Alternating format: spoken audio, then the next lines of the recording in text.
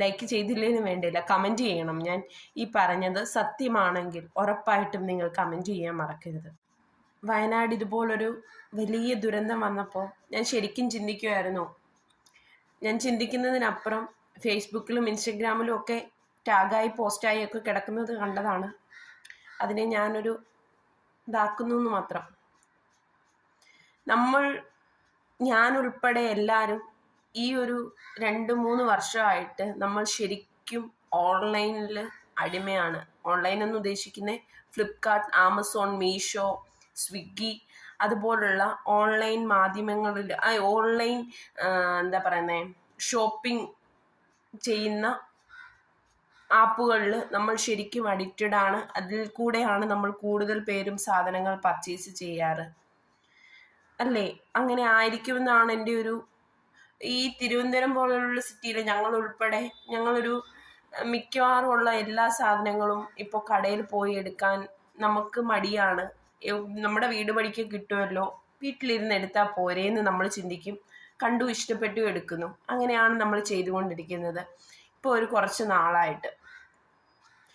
ആ ഒരു ഫ്ലിപ്കാർട്ടും ആമസോണും മീഷോയും അങ്ങനെയുള്ള ആപ്പുകളെല്ലാം ഫുഡ് വരെ, വീട്ടിലെ ഫുഡ്, ഈവൻ പാല് വരെ, ഒരു മുട്ടുസൂചി വേണമെങ്കിൽ അതുവരെ നമ്മുടെ വീട്ടുപടിക്കൽ എത്തിക്കഴിഞ്ഞപ്പോൾ നമ്മൾ കടകളെ ഉപേക്ഷിച്ചു.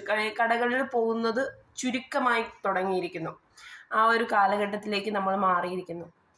പക്ഷേ അവിടെയാണ് ഈ പ്രകൃതി ദുരന്തം പോലുള്ള വലിയ കുറേ ദുരന്തങ്ങൾ വന്നു കഴിഞ്ഞപ്പോൾ അവരെ സഹായിക്കാൻ കടകളിൽ നിന്നും ഒരു കടയിലിരുന്ന തുണി മുതൽ ചെറുകിട തുണിക്കടക്കാരൻ വരെ ആ കടയിലിരുന്ന മുഴുവൻ തുണികളും തൻ്റെ സഹോദരങ്ങൾക്ക് വേണ്ടി, ദുരിതം അനുഭവിക്കുന്ന തൻ്റെ സഹോദരങ്ങൾക്ക് വേണ്ടി എടുത്തു കൊടുക്കാൻ റെഡി ആയപ്പോൾ ആ ഒരു ഓൺലൈൻ മാധ്യമങ്ങളോ ഈ ഓൺലൈൻ ഫ്ലിപ്കാർട്ടോ ആമസോണോ ഒന്നും ഇതുവരെ 1 രൂപ പോലും ഈ വയനാട്ടിലേക്കോ ഒരു ദുരിതം അനുഭവിക്കുന്നവർക്കോ കൊടുത്തതായി കേട്ടില്ല.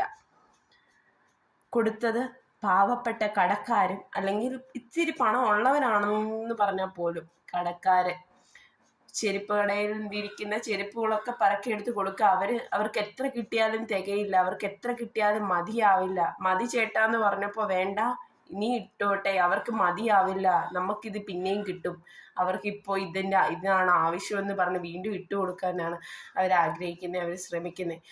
എനിക്ക് തോന്നുന്നു ഇഷ്ടം പോലെ ആൾക്കാർ, സഹായിക്കാൻ പറ്റുന്ന എല്ലാവരും നന്നായി സഹായിക്കുന്നുണ്ട് എന്നാണ് എൻ്റെ ഒരു വിശ്വാസം. എൻ്റെ വിശ്വാസമല്ല, നമ്മൾ വീഡിയോകളിലൂടെയൊക്കെ കാണുകയാണ്. ഓരോരുത്തർ ആംബുലൻസുകളിലായാലും വണ്ടികളിലായാലും ഓരോരുത്തരും കൊടുത്തുകൊണ്ടിരിക്കുകയാണ്, അങ്ങനെ കൊടുക്കുന്നുമുണ്ട്.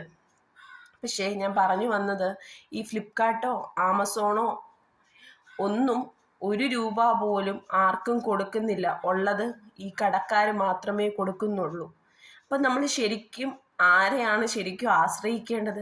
ഈ ഫ്ലിപ്കാർട്ടുകാരെ ആശ്രയിച്ചാൽ നമ്മുടെ ഈ നാട്ടിലുള്ള ആർക്കെങ്കിലും എന്തെങ്കിലും ഗുണമുണ്ടോ? ഇല്ല, ഒരിക്കലും ഇല്ല. ഗുണമുണ്ടാകുക നമ്മുടെ നാട്ടിലുള്ള ഇതുപോലുള്ള പാവപ്പെട്ട കടക്കാരെ നമ്മൾ ആശ്രയിച്ചു കൊടുത്താൽ അവരിലിരിക്കുന്ന ചെറിയൊരു വരുമാനത്തിൻ്റെ ചെറിയൊരു ശതമാനമെങ്കിലും അവർക്ക് മറ്റുള്ളവർക്ക് വേണ്ടി കൊടുക്കാൻ പറ്റും. ഇതുപോലുള്ള ആപത്തുകൾ വന്നു കഴിഞ്ഞാൽ ഒരു പേസ്റ്റ് ആണെങ്കിൽ പോലും അത് കൊടുക്കണമെങ്കിൽ ആ കടയിൽ എന്തെങ്കിലും ഒരു വരുമാനം ഉണ്ടെങ്കിൽ മാത്രമല്ലേ ആൾക്ക് കൊടുക്കാൻ പറ്റുള്ളൂ. അങ്ങനെ കൊടുക്കാൻ തോന്നുന്നത് ഈ ഫ്ലിപ്കാർട്ടുകാർക്കോ ആമസോണുകാർക്കോ ഒന്നും കൊടുക്കാൻ തോന്നുന്നില്ല. ഒരു ഓൺലൈൻ പർച്ചേസ് സ്ഥാപനം ഇതിൽ നിന്ന് കൊടുക്കാൻ അവരാരും കൊടുത്തതായിട്ട് അറിഞ്ഞില്ല, കേട്ടിട്ടില്ല, ഇതുവരെയും കേട്ടില്ല, ഇനിയും കേൾക്കുകയില്ലെന്നാണ് എൻ്റെ ഒരു തോന്നൽ. എന്തായാലും നമ്മൾ കച്ചവടത്തിനെ സപ്പോർട്ട് ചെയ്യുക, കടക്കാരെ സപ്പോർട്ട് ചെയ്യുക. ആമസോണൊന്നും വേണ്ടാന്നല്ല, നമ്മുടെ ആവശ്യത്തിന് വേണം. എന്നിരുന്നാൽ പോലും ഒരു നല്ല കാര്യം എന്ന രീതിയിൽ വേണ്ടുന്നത് നമ്മുടെ കടയും കച്ചവടവും നമ്മുടെ നാട്ടിലെ സ്ഥാപനങ്ങളുമാണ് വേണ്ടത് എന്ന് തോന്നിപ്പോയ ചെറിയൊരു നിമിഷം. ഞാനൊക്കെ ഇതിനു മുമ്പ് വിചാരിച്ചിരുന്നത് ഒത്തിരി നല്ലതല്ലേ, ഈ ഫ്ലിപ്കാർട്ടൊക്കെ നല്ലതല്ലേ, കാരണം നമ്മുടെ വീട്ടിൽ സാധനങ്ങൾ വരുമല്ലേ. അതിലും നല്ലത് എനിക്കിപ്പോൾ തോന്നുന്നു നമ്മുടെ കച്ചവടക്കാരാണ്, നമ്മുടെ കച്ചവടമുള്ള ആളുകളാണ്. അവരുണ്ടായിട്ടല്ലേ അവരുടെ ഒരു നല്ലൊരു ശതമാനം എത്രയോ രൂപ സമ്പാദിക്കേണ്ട സാധനങ്ങളാണ് എടുത്ത് ഫ്രീ ആയിട്ട് മറ്റുള്ളവർക്ക് വേണ്ടി കൊടുക്കുന്നത്. അപ്പോൾ അവരെയാണ് നമ്മൾ സപ്പോർട്ട് ചെയ്യേണ്ടത്.